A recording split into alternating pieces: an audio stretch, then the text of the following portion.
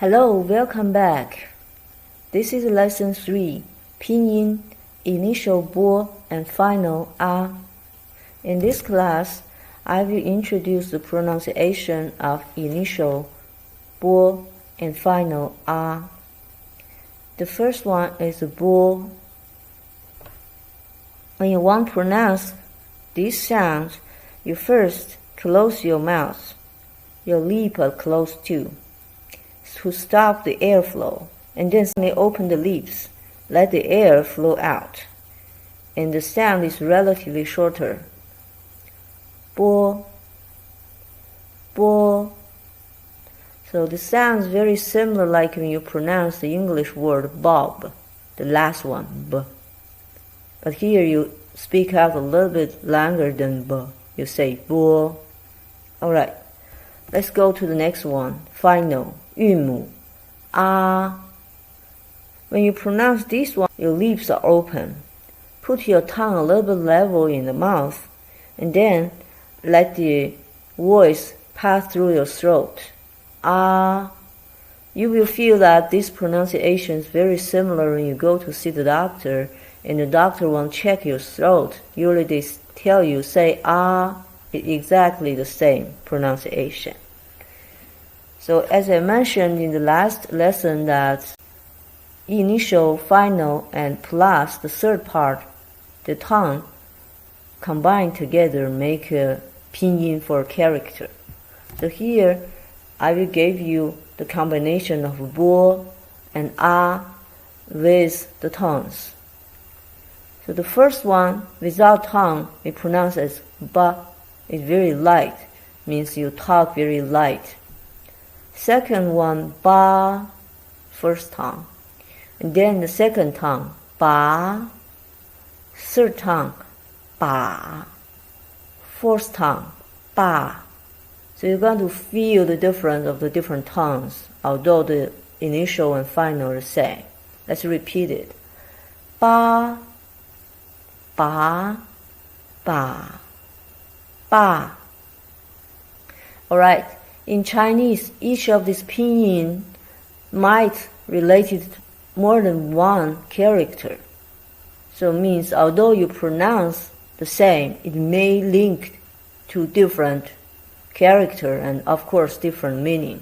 Here, I just gave you a few examples that how the character related to the pinyin.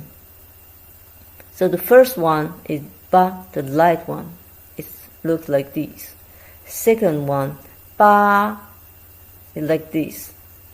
Ba related to this character. Ba related to this. And ba. So here in this moment, it's not necessary for you to remember how this character are written.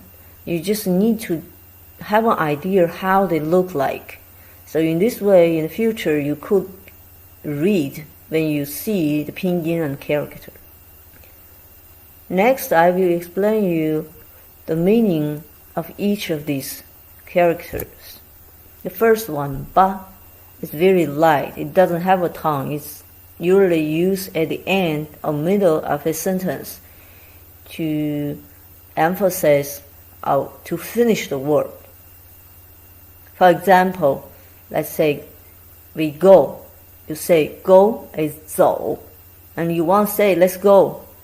So in Chinese we say 走吧. We don't only say 走. If you only say 走, it's a little bit tough tongue. It's not very polite. If you say 走吧, means okay, let's go. It's a good word to help for that. The next one is the first tongue, ba. So you can see this character is very easy, just 2 strokes. I believe if you want, you can learn how to write right now. So it's 2 stroke. 1, 2, done. And the meaning is 8, is the number 8. The next one is second tongue, ba. The character is a little bit complicated. The meaning is to pull, like you want to pull a carrot out of the soil, or you want to put a nail out of the wood. The third tongue is 把. As I mentioned, each of the pinyin may relate to different characters, and each of the characters may have different meanings. And here, this ba can be a verb and can be a noun when combined with other characters. Here, if it's a verb, it means hold. If it's combined with another character, and this is a character of hand, 手. So you hand hold something is a handle. The two characters combined together to become a word. Let's repeat. 把. The first tongue, 爸, is dad. So usually for dad and mom in Chinese, we repeat the character, say 2 times. So here we call dad 爸爸. 爸爸. Alright, so today we learned the 5 different tongues of the combination of b and a. Let's repeat again.